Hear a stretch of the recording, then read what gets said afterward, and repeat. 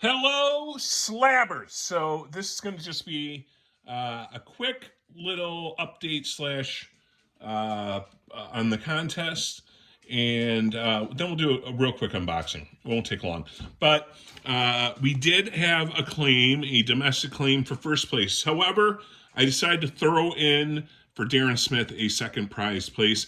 It's not a huge comic, but it's a 9.0. Campbell Harley Quinn number 75. I think it's a cool cover, and I mean, when you get this, look at it closely. I don't get how it's a 9.0. I don't see any spine ticks. Corners are sharp. I don't see any surface issues. So I don't know. I think it's a nice book, but second prize, we're gonna throw that in for you, Darren. So congratulations, and hope you enjoy the book. That'll be coming your way soon. All right, so in order to do that, which is what kind of prompted this video, is we need to have something to send it in. And what I'm going to do is two quick unboxings. So I'm going to do this unboxing, which the guy did a great job, so I can reuse this packaging to send that prize to Darren. And then we might do this real quick too, which is baseball cards, which is a little different.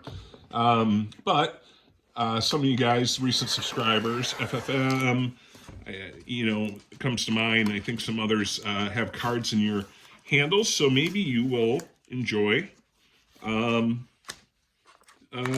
baseball card reveal. And that's an SGC order, by the way, when we get to that point. So, but let's start with this first and foremost.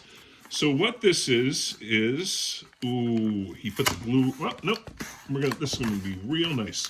So anyways, let's talk about packaging. Really nice, put the effort into, I got this for a really good price, but you put the time into the, writing on it, do not bend, everything else fragile. So very nice of the seller to do this. I got this on eBay, and this is, not going to be my first copy of this book. This will be my second or third copy. And the reason is, it's one of my favorite Campbells, and anytime I can get it for a good price, I'll just keep adding to it. I think there's 11 on the census. I'm not positive about that, but I want to say there's 11. And if I have 3 of them, then that's kind of cool, I guess, at some level. Regardless, I need to get it out of the container. And this is why these videos always take longer than they should.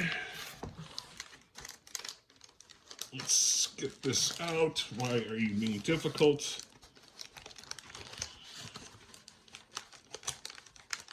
It's in pretty snug. There we go. That's why. A lot of painter's tape, which is fine. But let me just get this free. Sorry for the off camera. Anybody who's been on this channel for any significant amount of time is going to probably recognize this book from other unboxings and from when I showed off kind of my entire G. Scott Campbell collection. But, all right, here we go. And what is it? It is, oh, we're going all the way. Oh, J. Scott Campbell freebie book. How about that? What a nice seller. I'm gonna immediately go up and leave this guy some great feedback. So what did he throw in? Oh, how about that? I don't have that one either. So the Maleficent cover, I don't know if that's a specific version. But what a nice ad. So thank you, sir. Thank you. Very, very much appreciated. And then I have another of the CBLDF Presents Liberty Comics #1, which is the, as I've said before, I'm attracted to this cover. It's Danger Girl, but it's also talking about censorship and First Amendment, freedom of speech, which important things, constitutional principles. I think even more important today, this is going back to 2008, so it's a 16-year book now.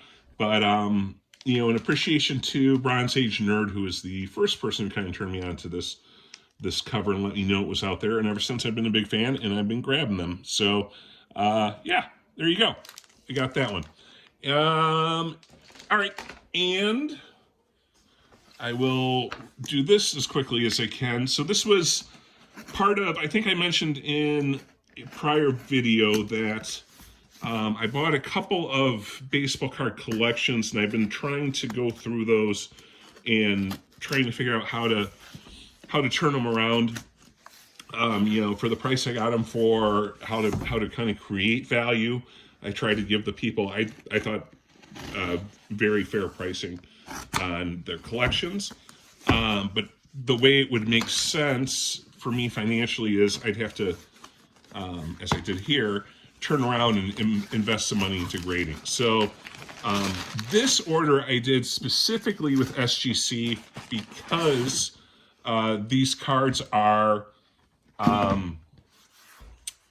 oddball cards. So this is from the 1960s, and it is not a traditional Topps or mainstream set. This set was specifically manufactured locally in Milwaukee for the Milwaukee Braves, and by a dry cleaning company called Spick and Span. And the issue with PSA doing this is that PSA does not put these in normal size slabs. It puts it in oversized slabs. SGC, however, is willing to put these into normal slabs. And I think for most collectors, they want uniformity. I think the big, the big honking slabs can be kind of a pain when it comes to storage and all those kinds of things. So by getting them in the standard slab, it just makes it, I think, the preferable grader, at least specific to this set of cards. So we'll go through these. There's a lot of duplicates, but because I graded the Hall of Famers basically, plus one other major star. So the first card is, as you see, I mean, it's a pretty big card. It stretches pretty much throughout that whole thing, and the SGC kind of surrounder is just able barely to kind of get that card in there. But the first one is a SGC 7 Warren Spahn. Let's try to get the glare away off of that. So that's a 7. Next is a Hank Aaron, a 6. Super, super clean cards, too.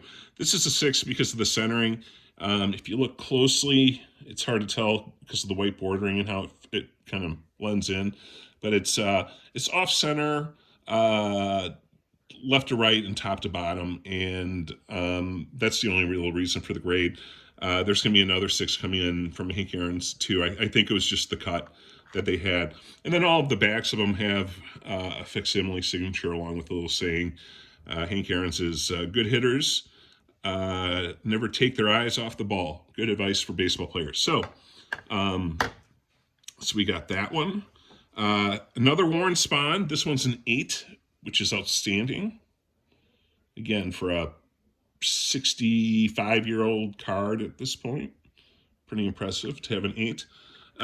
This is Red Shandice, Hall of Famer. It's a 6. This was a tough grade for a 6. I think it's really well centered, and not sure where the downgrade happened, but that got a 6. Next, Eddie Matthews, 7. There's that second Hank Aaron, also a 6, almost the identical centering as the previous one. Next is another Shandice, pronunciation is terrible. He is a Hall of Famer, 7.5, so great grade. Another Eddie Matthews, this one's a 6. And the last card is Joe Adcock, who, if you were a Milwaukee Braves guy, you would know him. He was a big power hitting first baseman, and that's a 7. So anyways, that is the SGC order. That was the unboxing, and Darren Smith, you will have your comic coming out to you very soon. Thank you all. That's all I have for tonight, and Have a great night, and we'll see you guys later.